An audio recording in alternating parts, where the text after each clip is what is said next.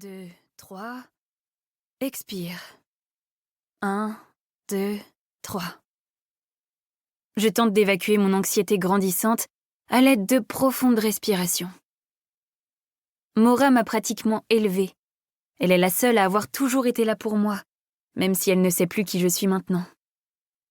Je ne peux pas la transférer dans un autre centre. Greenfield est le meilleur de la région et c'est devenu sa maison. Personne, parmi mes amis et ma famille, ne sait que c'est moi qui paye pour ses soins. Je ne veux pas qu'il pose les questions inévitables que ça va soulever. Je dois simplement trouver un moyen de couvrir le surcoût. Je pourrais peut-être accepter plus de partenariats ou négocier des tarifs plus élevés pour mon blog et Instagram. J'ai un dîner à venir avec Delamonte à New York, qui, selon mon manager, serait en fait une audition pour un poste d'ambassadrice de leur marque. Si je... Mademoiselle Alonso? La voix profonde et riche effleure ma peau comme du velours et m'arrête dans mon élan. Un frisson court dans son sillage, né à parts égales du plaisir et de l'inquiétude que cette voix suscite en moi. Je la reconnais. Je ne l'ai entendue que 3 fois dans ma vie, mais c'est suffisant. Comme l'homme qui la possède, elle est inoubliable. L'inquiétude palpite dans ma poitrine avant que je la fasse taire. Je tourne la tête pour parcourir du regard les puissants pneus neige, les lignes aussi élégantes que caractéristiques de la McLaren noire arrêtée à côté de moi, avant d'atteindre la vitre du côté passager, baissée, et le propriétaire de la voie. Mon cœur ralentit imperceptiblement. Des cheveux bruns, des yeux couleur whisky, un visage si délicieusement ciselé qu'il aurait pu être sculpté par Michel-Ange en personne. Christian Harper, PDG d'une société de sécurité d'élite, propriétaire du Mirage, l'immeuble où j'habite, est très probablement l'homme le plus beau et le plus dangereux que j'ai jamais rencontré. Je n'ai rien d'autre que mon instinct pour confirmer l'aspect dangereux de mon diagnostic, mais mon instinct ne m'a jamais trompé.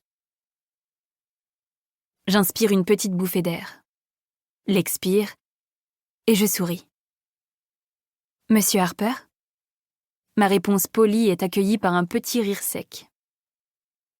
Apparemment, lui seul est autorisé à s'adresser aux gens par leur nom de famille, comme si nous vivions tous dans une salle de réunion géante et étouffante. Les yeux de Christian passent sur les flocons de neige qui tombent sur mon épaule avant de croiser à nouveau les miens. Mon cœur ralentit encore imperceptiblement. De minuscules crépitements d'électricité fusent sous le poids de son regard.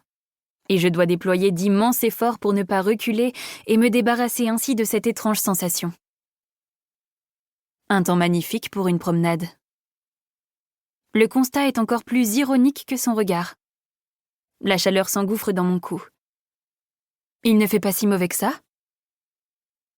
C'est seulement à ce moment-là que je remarque la vitesse alarmante à laquelle la neige s'épaissit. Peut-être que les prévisions météo se sont un peu trompées dans leurs estimations. Mon appartement n'est qu'à 20 minutes, j'ajoute pour je ne sais pas pourquoi. Prouver que je n'ai pas été stupide en traversant la ville sous une tempête de neige sans doute. Réflexion faite, j'aurais peut-être dû prendre le métro. Christian pose son avant-bras sur le volant. Mince, ce geste n'a pas le droit d'être aussi sexy. Le blizzard est déjà là.